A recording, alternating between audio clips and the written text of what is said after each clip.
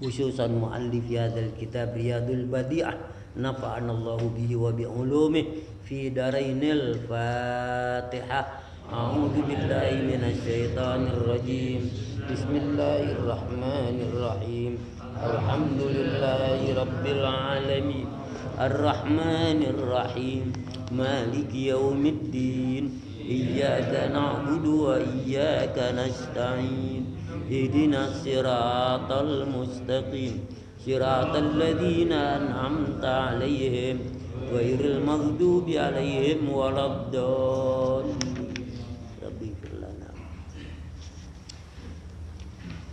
Sekarang bacaan wayajibu elia ala saksi gitu. Mari kita baca dulu. Bismillahirrahmanirrahim. Wayajibu ala saksi inda awwali bulughi ayyazima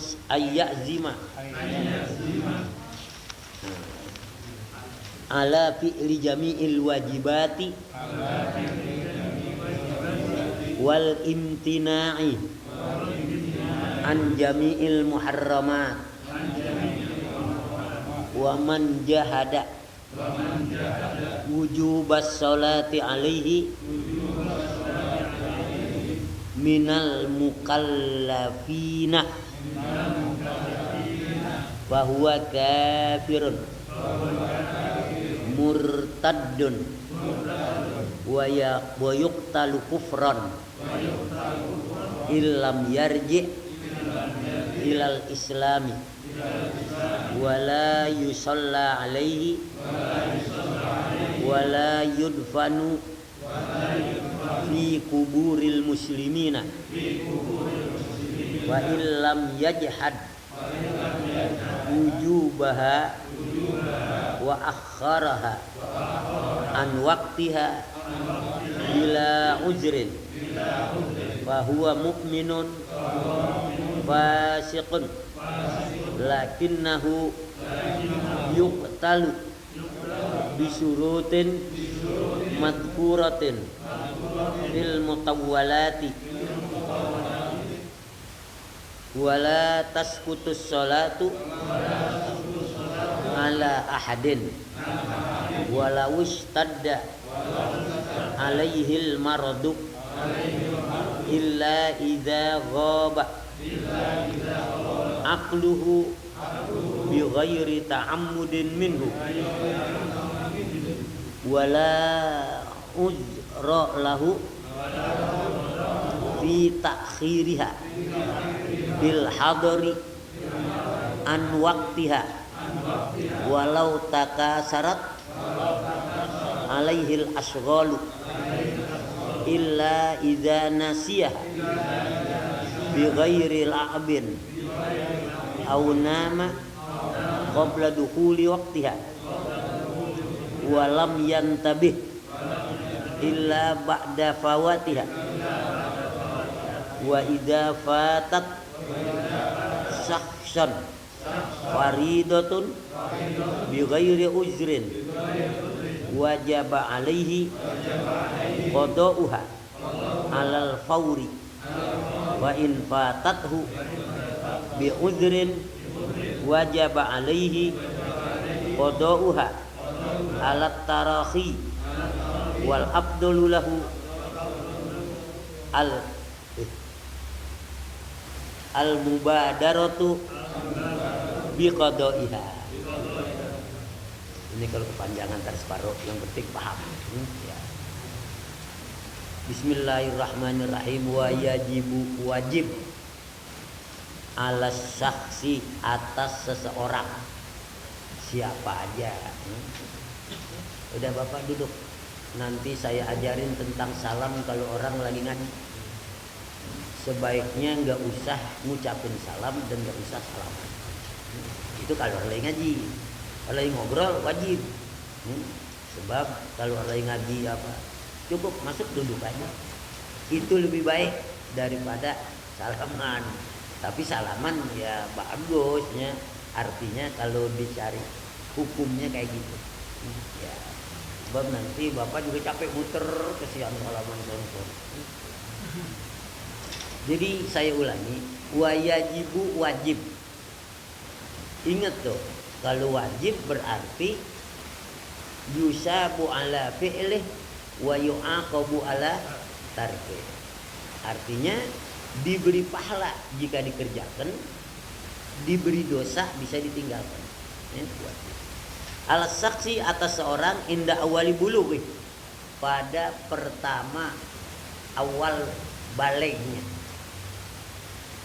Memang kalau kita mengertikan secara literal, nggak mungkin orang baru pertama kali balik kemudian dia mengucapkan saya akan melaksanakan kewajiban Islam sepenuhnya, saya akan meninggalkan Islam, akan meninggalkan apa yang diharamkan. Agak mungkin.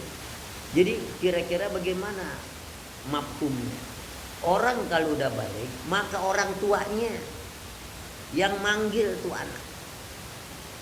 Laki, tong sini. Lu udah balik sekarang. Umur gue hitung-hitung udah 15. Lu mau mimpi, mau kagak enggak ada urusan. Sekarang udah mulai balik. Lu kudu wajib ngerjain semua apa yang diperintahkan. Kagak kerjain, dosa tanggung sendiri. Jangan salahin bapak. Bapak udah lepas tangan. Dan kamu wajib menjauhkan yang haram. Yang haram semua kamu jauhkan. Kalau kamu lakukan, dosanya bukan lagi kepada aku, kepada kamu. Itu artinya apa? Orang tua lepas tanggung jawab kepada anaknya tentang kewajiban memerintahkan sholat, kewajiban tentang mengajar agama.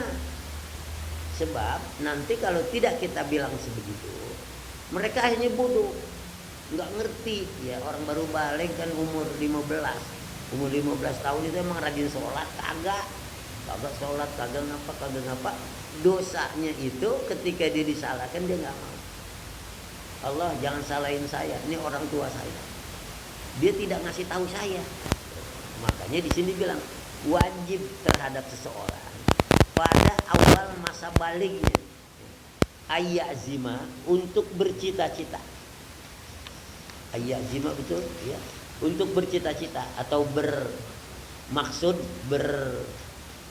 berencana ala fi'li jami'il wajibat, untuk melaksanakan semua yang diwajibkan, wal imtina an jami'il muharramat, dan melarang ya, imtina artinya melarang atau menahan diri dari semua yang diharamkan. Coba dah, kalau kita pahami secara literal atau secara harfiah, setiap orang yang apabila awal balik dengan dua cara. Pertama, awal balik kalau dia apa? Mimpi. Dia mimpi jima, itu udah awal balik. Yang kedua, kalau toh dia tidak mimpi, dia berumur 15 tahun.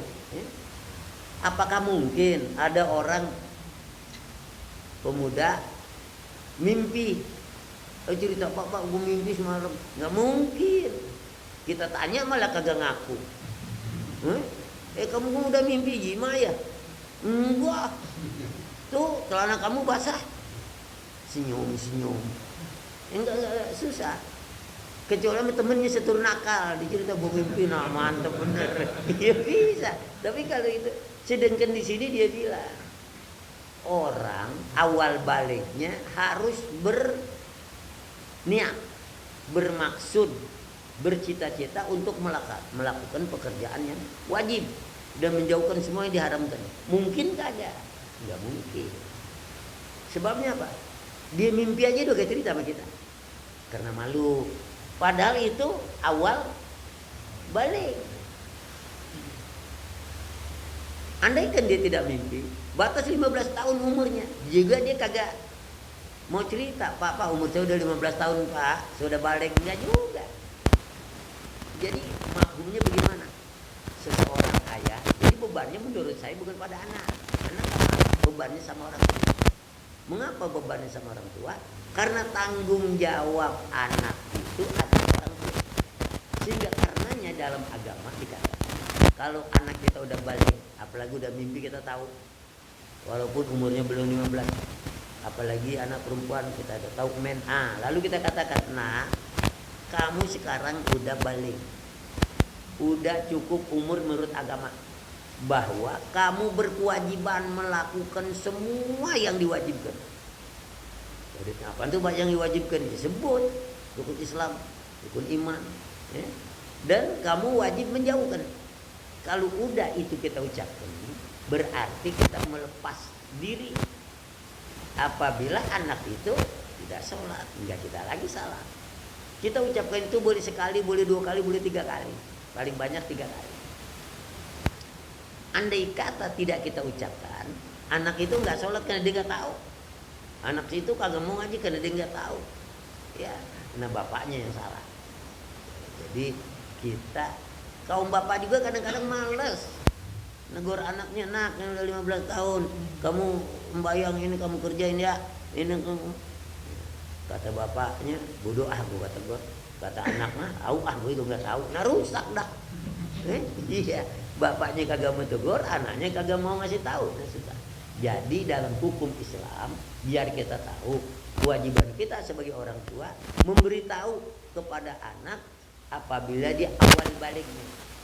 Nak udah balik, mulai sekarang mau sembahyang kayak buka enggak, kayak pokoknya dosanya buat kamu.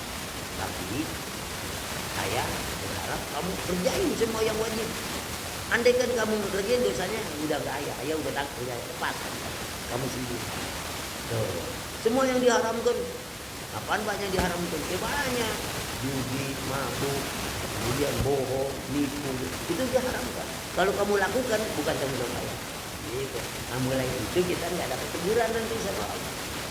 Sebab anak ketika dia mau dihukum, dia bilang, Rabbana ataqna sadatana wa kubaro'ana fa'adallun. Ya Allah, saya ngikutin orang tua, dia bikin sesat kami. Tuh kan berat. Kemudian waman jahada wujubas shalah, barang siapa yang mengingkari wajib aja ada apa sih? Yang mengingkari wujubas sholati, kewajiban sholat, alai minal mukallaf, dari orang-orang yang udah balik, bahwa kafir. Nah hukumnya kafir. Misalnya anak kita ada 15 tahun ini, apa Pak? Kamu udah 15? Iya emang. Anak kita, kamu wajib sholat. Oh saya kira kamu bagi duit kali. Anak kan gitu biasanya, ya? Kamu udah wajib sholat. Anaknya bandel, kagak Pak, saya kagak mau sholat. Emang apa? Pokoknya saya kagak mau sholat. Wajib? Enggak, saya kagak mau, enggak mau nerima. Berarti anak kafir tuh. Kita kasih tahu, kamu kafir kalau gitu. Bodoh amat, kafir. Nah udah, hukumnya kafir dia. Tetapi andai kata dia kita nasihatin, tong, Mbak, kamu wajib sholat. Iya, saya juga tahu wajib sholat. Kalau kagak kerjain sholat, ketiduran. Besok kagak kerjain sholat lagi, malas masih. Besok kagak kerjain sholat lagi, Tuhan belum gerakin. Karena ada tuh anak-anak jawabannya. Dia itu tidak jadi kafir, tetapi fasik. Namanya fasik. Ya. Kalau yang udah kafir kayak tadi, ya, andai kata mati tuh anak, jangan disembayangin, jangan kuburin, jangan kubur orang muslim, jauh kubur, cari kuburan non muslim. Tapi kalau dia sembahyang, dia Islam, ngaji kagak mau, sembahyang kagak mau, puasa kagak mau, tapi Islam, apakah ini kafir? Bukan. Apakah ini dia tetap muslim? Tetap muslim. Kalau dia mati tetap yang 4 dilakukan dan dikubur orang muslim. Nah, makanya di sini bilang waman jahada, siapa yang mengingkari wujubas sholati, kewajiban salat, alih atasnya minal mukallafin, orang-orang dewasa. Kalau anak kecil sih, anak kecil ngomong, "Pak, gua gak sholat, Pak." Yo, enggak apa-apa. Ya, sebab belum balik. Ini yang dimaksud minal mukallafin, orang yang udah balik. Bahwa kafirun murtadun, dia itu kafir dan murtad. Padahal antara kafir dan murtad beda. Kalau kafir dari sebelum baliknya sampai baliknya dia tidak mau menerima kewajiban sholat. Ketika kita bilang, oh saya enggak wajib. Kamu muslim enggak? Kalau kamu enggak mau menerima kewajiban sholat, kamu kafir, biarin saya kafir. Nah, udah itu hukum kita. Kalau yang murtad, ketika kita kasih tahu, ya, tong kamu wajib sholat, iya pak. Kamu muslim kan? Iya, saya muslim. Kamu wajib puasa? Iya. Udah kita kasih tahu kayak gitu. Pada kesempatan lain dia bilang lagi, bapak, nah, saya nggak mau sholat dah. Ya, emang kenapa? Enggak, saya mau kagak sholat. Kamu mau keluar dari Islam? Iya, biarin saya keluar dari Islam, gak apa-apa. Itu murtad. Nah, apa bedanya kafir dan murtad? Kalau kafir memang dari awal kacau. Kafir tuh.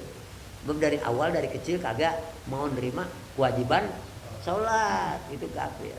Nah sekarang kayak kita orang Islam nih, sholatnya rajin, ngaji rajin, udah ngaji lagi 2 kali. Sekali waktu dia karena frustrasi, dia sakit, anak sakit, duit kagak punya, dagang ndokol bener, Tuhan diambekin. Gue nggak percaya sama Tuhan. Enggak, suruh sembahyang. Itu murtad. Bedanya kalau orang kafir masuk Islam, walaupun dia dari kecil kagak ngaji, udah aki-aki baru masuk Islam, dosanya habis semua. Jadi dia seperti anak kecil. Kalau orang murtad udah masuk Islam, lalu dia tidak mengakui di tengah perjalanan, maka pahala yang udah diperolehnya gugur semua. Pahala hajinya, pahalanya semua hapus. Nah, kemudian kalau dia masuk Islam lagi, dia mesti kodok itu semua. Itu bedanya antara kafir dan murtad. Kalau kafir tidak mengkodok malah bersih, kalau murtad tidak akan bersih kecuali mengkodok, membayar semua pekerjaan yang ditinggalkan. Sebab dia pernah Islam. Begitu. Di sini kan dibilang bahwa kafirun, bisa jadi orang itu kafir. Bagaimana bedanya? Kalau dari kecil emang dia tidak mengakui kewajiban sholat. Murtadun, bisa jadi murtad kalau dia udah nerima kemudian dia menolak kembali. Kemudian bagaimana? Wayuk talu kufran, boleh dibunuh karena kafirnya. Jadi ini hukum Islam. Negara kita bukan negara Islam, negara Pancasila. Undang-undang kita bukan Al-Quran, undang-undang kita GBHN, Pancasila yang menjadi sumber hukum. Jadi kalau di sini orang bilang, gua nggak sembahyang, nggak percaya Tuhan, kita nggak bisa bunuh, bukan negara kita, bukan negara Islam. Andai kata kita bunuh, ya perkaranya urusannya lain itu. Ya. Kemudian kalau di negara Islam di sana begitu, boleh dibunuh, halal darahnya. Tetapi jangan serta-merta kita yang bunuh. Lapor ke pengadilan. Pengadilan hakim yang menentukan. Seperti halnya di Saudi Arabia ada hukum pancung, hukum potong tangan. Itu hukum Islam. Kita ini orang Islam, ada yang nyolong misalnya, nyolong apaan? Motor kita di orang pegangnya tangannya tenggel. Ya kagak boleh. Pertama memang bukan negara Islam, dan yang kedua bukan begitu caranya. Yang memotong tangannya itu pengadilan. Taruh dah kalau di sini pengadilan negeri. Kalau pengadilan negeri kita kan kagak ngurusin gituan, ya. Nah, pengadilan di Arab Saudi dilaporin, kemudian dihitung. Pertama yang dicuri itu cukup nisab apa enggak? Itu harus cukup nisab. Nisabnya kecil sebetulnya, cuma 1 gram. Tuh, jadi 1/4 dinar. 1/4 dinar, 1 dinar itu 4 gram. Kalau dia mencuri 1/4 dinar, udah cukup nisab untuk dipotong tangan. Kalau dia cuma nyolong ayam, ya belum cukup, dia nggak usah dipotong tangan. Dia nyolong jam tangan, lihat mereknya. Pinjam tangan abal-abal yang 200.000 lagi di YouTube. Dia Rolex yang mahal tuh Rolex. Nah, baru kena. Jadi yang tahu itu semua pengadilan. Oleh karenanya pengadilanlah yang berhak. Oh, pengadilan lihat, wah ini boleh dipotong, cuman jangan tangannya, telunjuknya jatuh. Nah, harga telunjuk boleh. Nah, jadi oleh karena itu jangan serta merta. Termasuk kita ini apabila menghakimi sendiri orang colong motor kita pukul sampai mati, tetap ada hukuman di akhirat membunuh orang. Harus bil haq, dengan cara yang benar, mengeksekusi seorang dengan cara yang benar. Kalau cara yang benar misalnya apa? Ya narkoba sekarang itu, lalu dihukum, maka hukumnya itu bunuh. Nah, yang berlaku di Indonesia hukum bunuh itu hukum tembak. Hukum tembak. Kalau di Arab berlaku hukum pancung. Di Amerika itu Bunazir Bhutto hukum gantung. Itu namanya eksekusi namanya. Tetapi juga hukum tembak ada aturannya. Lihat kesalahannya orang. Oh, kesalahannya hukum mati. Boleh ditembak, harus tempat yang sekali tembak mati. Apanya? Jantungnya. Jangan tembak pantatnya. Iya, orang itu tembak lagi pantat kirinya, dosa. Yang nembak itu bukannya mati tapi menyiksa. Nah, kayak sekarang yang 6 laskar FPI yang ditembak, yang dimasalahkan kenapa ditembak rata-rata di jantung. Padahal mestinya bukan. Tembakan ada 3. Pertama peringatan dulu. Peringatan dia lari, tembak kaki. Dia ngelawan, tembak mati. Nah, itu mestinya.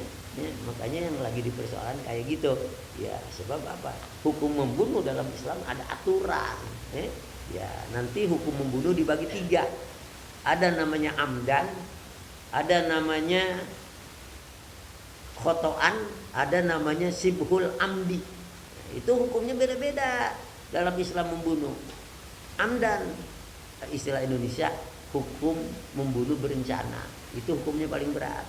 Di kita kan 15 sampai 20. Kalau yang amdan sengaja. Ada yang khotoan salah. Misalnya apa? Dia mau nembak musuh, ketembak orang lain lewat. Nah, itu dihukum, tapi hukumannya lain seperti dengan amdan. Yang ketiga sibhu amden, seperti sengaja. Seperti tapi tidak sengaja. Orang dipukul pakai penggaris mati. Emang penggaris bisa matiin? Dia dukung pakai dolken mati pantai. Dia pakai penggaris. Pas dipukul mati. Kebetulan orang lagi mau mati dipukul penggaris. Itu namanya sibhu amden. Atau barangkali yang lebih lucu lagi, orang kita pukul pakai sedotan limun mati. Kan mestinya kagak mati. Itu namanya sibhu amden. Nah, hukumnya beda-beda. Nah, begitu. Jadi ini kalau kita kebetulan lagi bicara yuk talu kufron, dibunuh karena kufur. Ilam yarji ilal Islam, jika dia tidak mau kembali kepada Islam. Jadi itu ngajar anak tegas juga mestinya. Kalau udah 15 tahun kita ajarin soal dia lawan, kagak, aku gak sholat. Lah, lu mau keluar dari Islam? Iya, mau keluar dari Islam. Tuh, kalau di sana kita laporin ke pengadilan, bunuhnya. Ya, jangan bapaknya yang bunuh, nggak boleh. Ya. Nah, jadi sampai kayak gitu tuh, ya, perintah untuk Islam. Uyuk talu kufran, dibunuh karena kafirnya dia tadi. Ilam yarji ilal Islam, jika dia tidak mau kembali ke Islam. Kalau yang dimaksud ilam yarji ilal Islam ini murtad. Kalau kufur nggak ada istilah ilam yarji ilal Islam, dia belum pernah Islam. Makanya dipahami antara kufur dan murtad. Kalau kufur nggak ada istilah kalau dia kagak mau kembali. Emang dari kecilnya udah kagak Islam. Udah kecil kagak Islam, suruh sembahyang dia udah kafir. Yang dimaksud ilam yarji ilal Islam itu murtad. Tadinya nerima masuk Islam, bayang ngaji puasa. Udah tengah perjalanan kemudian dia keluar dari Islam, itu murtad. Namanya tidak mau kembali kepada Islam, dibunuh juga. Jadi kafir, murtad dibunuh. Tapi ini bukan aturan hukum kita Indonesia. Ini aturan hukum Islam. Ya, aturan hukum Islam. Dan diperlakukan di negara yang undang-undangnya Al-Qur'an. Ya di sini coba-coba habis ngaji dari sini, ntar orang sembahyang ada yang dibunuh lagi. Ya, bukan. Wala yusalli alaih. Nah, kalau udah begitu jangan disembayangin. Jangan disembayangin lagi. Sebab orang kafir tidak wajib disembayangin. Termasuk orang murtad. Jangan udah jadi sembahyang. Lalu kalau dia murtad menganut agama lain selain Islam, maka dia silakan urus kematiannya sesuai dengan agamanya. Ada kan yang udah mati mesti diapain? Dibakar seperti Hindu Bali. Nah, itu di desa Keronyan katanya di sana di Bali. Terus ada lagi yang mati bukan dibakar, tetapi dibiarkan mayatnya di pohon, ditaruh di pohon. Ada lagi mati, setelah mati dia dimumi. Ya. Sekarang jadi tiap-tiap agama tuh beda-beda. Ada yang kalau matinya dibakar, ada matinya. Kalau Kristen kalau mati dipakein jas, pakein dasi, sepatu disemir dulu, mungkin lah betul. Kantongin duit biar banyak. Biar besok dikubur dia ke mall. Itu kepercayaan mereka. Buktinya lihat lah, kalau punya teman Kristen yang mati kaya begitu. Oh pakai dasi kupu-kupu lagi. Ya, kemudian pakai jas, pakai sepatu. Nah, makanya orang dulu banyak orang kalau orang Cina mati digali kuburannya. Dia mau ngapain? Dia mau ambil batu emas banyak. Ya, itu kalau Cina kaya. Cina melarat mah tetap aja, kagak. Cuma kepercayaan mereka kayak gitu. Tapi kalau orang Islam, 4 mandiin, bungkus, sholat, kubur. Nah, jadi di sini kalau dia kafir atau dia murtad, maka dia wala yusalli alaih. Jangan disembayangin. Wala yudfan, jangan dikubur. Di kuburil muslimin, di kuburan orang-orang muslim. Di KPN nggak boleh. Di mana sini yang dekat Tojak? Ya nggak boleh. Cari kuburan non muslim. Di mana adanya kuburan non muslim, ya kita nggak tahu, cari dah. Banyak kan kuburan Cina, ya. Nah di situ gitu. Jadi begitulah hukum orang yang kafir dan orang yang murtad. Ya, fa illam yajhad wujubuha, kalau dia tidak mengingkari kewajibannya, wa akharaha an waqtiha bila uzrin, dia tunda waktu sholat tanpa uzur. Misalnya gini, anak kita bilang, "Tong, udah zuhur tuh." Iya, Pak. Dia tidur, ya. Bukan disemayang, dia tidur. Entah bangun tidur kita tanya, "Lu udah sholat, Tong?" "Entar dah, Pak, baru bangun tidur." Lu mau apa? Ngopi dulu. Iya, kan begitu. Udah jam 2:30, ya. Udah mau habis zuhur. Tuh zuhur udah mau habis. Biarin dapat dihabis kalian dah. Ini orang yang begitu tidak kufur, tidak murtad. Nah, beda. Hah? Paham gak tuh? Kalau yang dibilang melawan dan mengatakan tidak wajib, nah baru namanya kufur atau murtad. Tetapi kalau yang dikasih tahu kayak gitu tuh, nah, ntar asar begitu juga.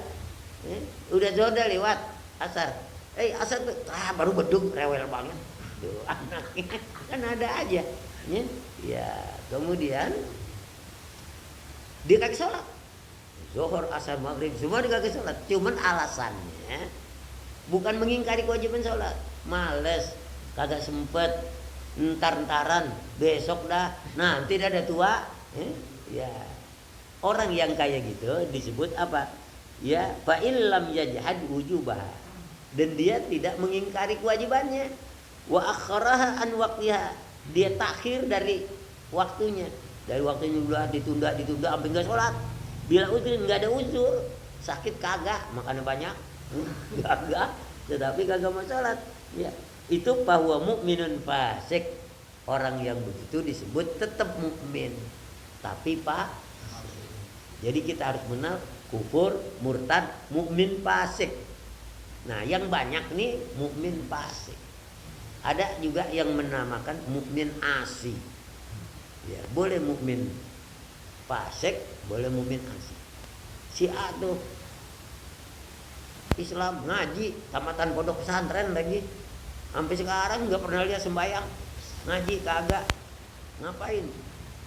Malah nyekek botol mulu. Nah, judi melulu. Mati. Kita tuh dia karena tidak kufur, karena tidak murtad, namanya mukmin fasik. Maka perlakuan sesudah matinya sama dengan muslim kayak kita. 4 dikerjain, mandiin, bungkus, sholat, dan kubur. Kuburnya di mana? Di kuburan kaum muslimin. Sebab namanya masih mukmin, cuman ditambah fasik. Itu mukmin tapi fasik.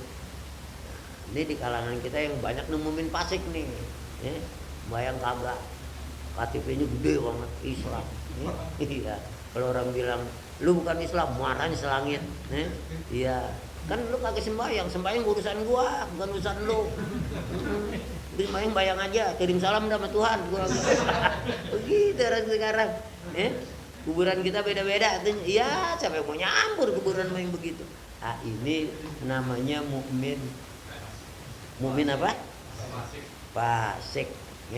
Lalu perlakuannya sesudah mati sama dengan mukmin soleh. Ya, sama. Lakinau yuktalu, tapi boleh dibunuh. Ya, bisurutin madkuratin fil mutawwalat. Syaratnya kagak ada di sini. Ini buku pendek, adanya fil mutawwalat, di buku yang tinggi-tinggi. Di fikih bukunya banyak, buku tinggi-tinggi setelah ini. Nah, jadi kita pelajari, nah di sana baru terdapat. Ini segitu aja udah cukup. Pertama untuk membedakan apa kufur, apa murtad, apa mukmin fasik. Bagaimana orang yang kufur atau mukmin fasik setelah matinya beda-beda. Bagaimana dikuburnya juga begitu. Itu ini namanya pelajaran dasar yang wajib kita dengar. Wala tasqutus sholatu an ahadin. Tidak gugur. Di sini apa artinya? Tidak gugur. Artinya tidak gugur artinya apa? Tidak bebas artinya. Tidak. Oh, dia boleh enggak ngerjain salat, enggak bisa begitu. Wala tasqutus sholatu, tidak gugur kewajiban salat an ahadin pada seseorang muslim. Walau ishtadda alaihil marad, walaupun sakit keras. Walaupun sakit keras. Orang yang namanya sakit keras, makan kagak, jalan kagak, tiduran di situ. Ngomong kagak kuat. Itu sakit keras. Ini kagak, sakit mules, kagak sholat. Mengapa kagak sholat? Sakit apa? Sakit perut. Makan doyan, doyan. Lagi medeng-deng. Ini namanya bukan sakit. Iya, sakit yang dimaksud tidak bisa bergerak, bahkan tidak bisa buang air di situ. Masih wajib nggak sholat? Wajib.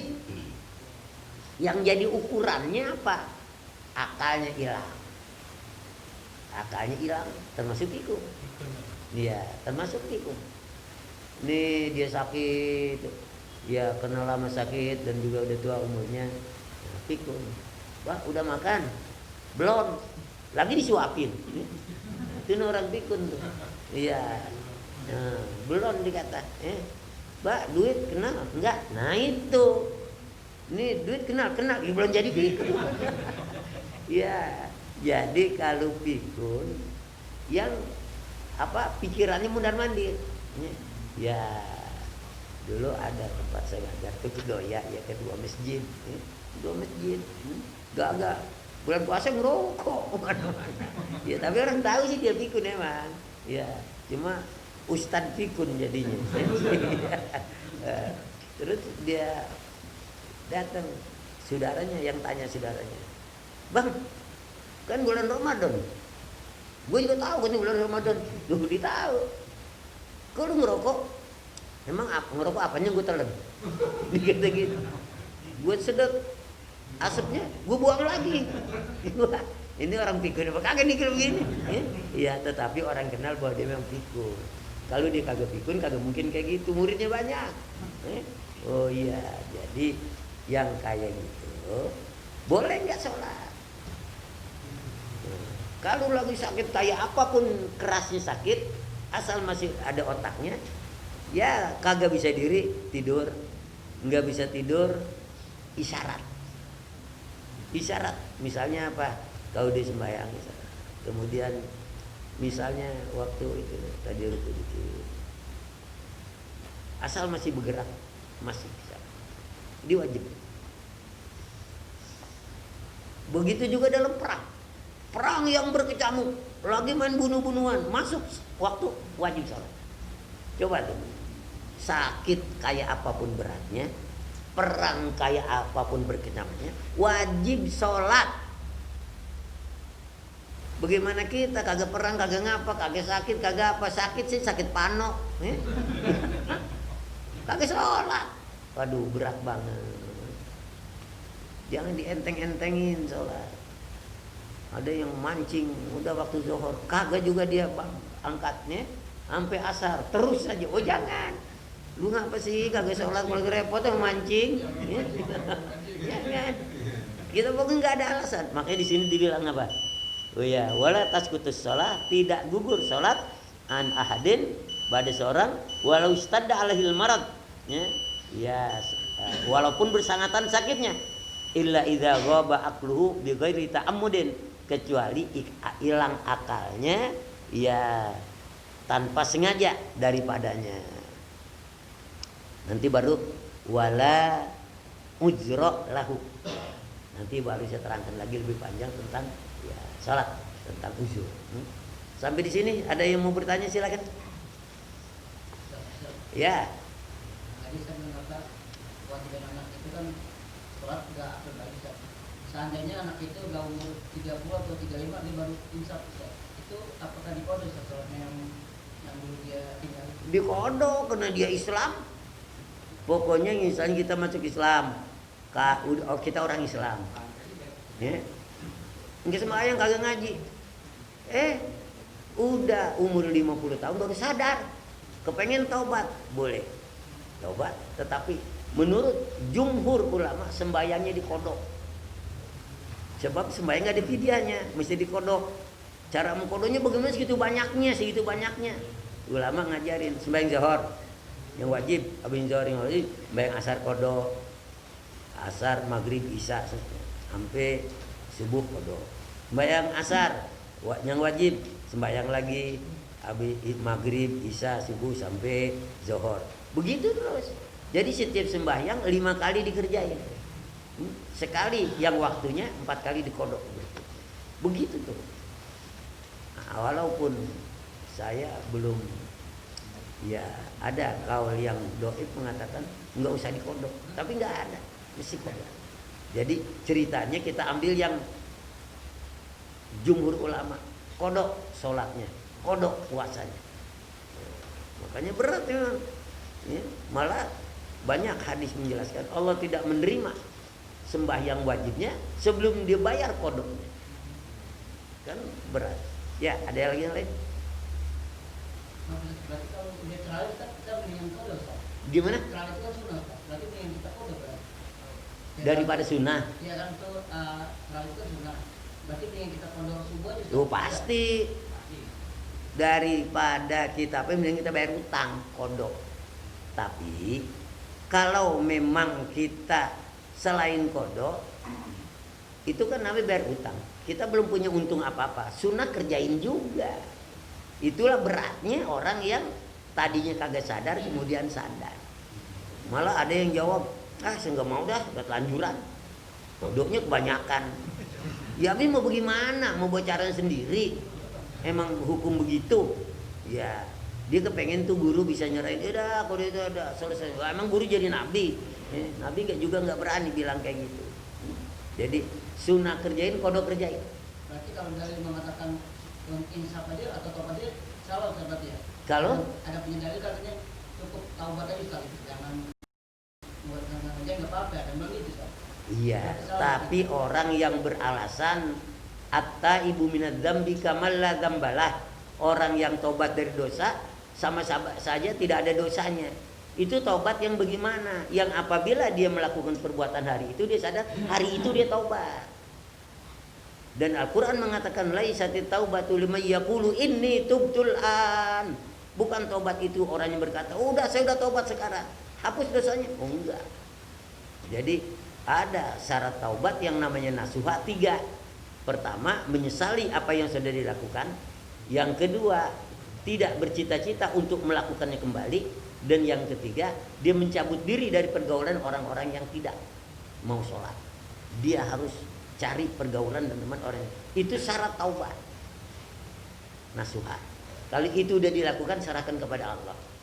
Jangan dia berpendapat kalau udah taubat yang penting semua pekerjaan diampuni dosanya. Wah enak bener itu ya, tapi nggak ada yang kayak gitu ya. Memang ada yang saya kata tadi, orang yang taubat berarti ampun dari dosanya. Yang kayak apa? Yang hari itu dia melakukan dosa, sore dia sadar, langsung dia tobat. Nah, yang kayak gitu. Ini kan udah dari lama. Kagak sholat, kagak ngaji, orang bilang bandel apa. Oh, nanti dah gua tobat. Nah, yang begitu. Ya, wallahu a'lam. Al-Fatihah. A'udzubillahi minasyaitonirrajim. Bismillahirrahmanirrahim. Alhamdulillahirabbil alamin arrahmanir rahim. Maliki yaumiddin. Iyyaka na'budu wa iyyaka nasta'in. Ihdinas siratal mustaqim. Siratal ladzina an'amta 'alaihim ghairil maghdubi 'alaihim waladdallin. Bisa kita bikin malam sekarang ya. Jadi saya harus tepat waktu dah. Bismillahirrahmanirrahim. Alhamdulillahirabbil alamin. Hamdan yuwafi ni'amahu wa yukafi'u mazidah. Ya Rabbana lakal hamdu wa lakal syukru kama yanbaghi li jalalika wa 'azimi sultanik. Allahumma shalli wa sallim ala sayyidina Muhammad wa ala ali Muhammad. Allahumma anfa'na ma 'allamtana wa 'allimna ilman ma yanfa'una wa zidna ilman. Allahumma iftah lana hikmataka wa zid 'alaina rahmataka ya zal jalali wal ikram. Allahumma arzuqna fahman nabiyyin wa hifdzal mursalin wa ilhamal malaikatil muqarrabin bi rahmatika ya arhamar rahimin. Rabbana taqabbal minna innaka antas samiul alim wa tub alaina innaka antat tawwabur rahim. Rabbana atina fid dunya hasanah wa fil akhirati hasanah wa qina adzabannar. Wa sallallahu alaihi wasallam Muhammad wa alihi wasallam walhamdulillah.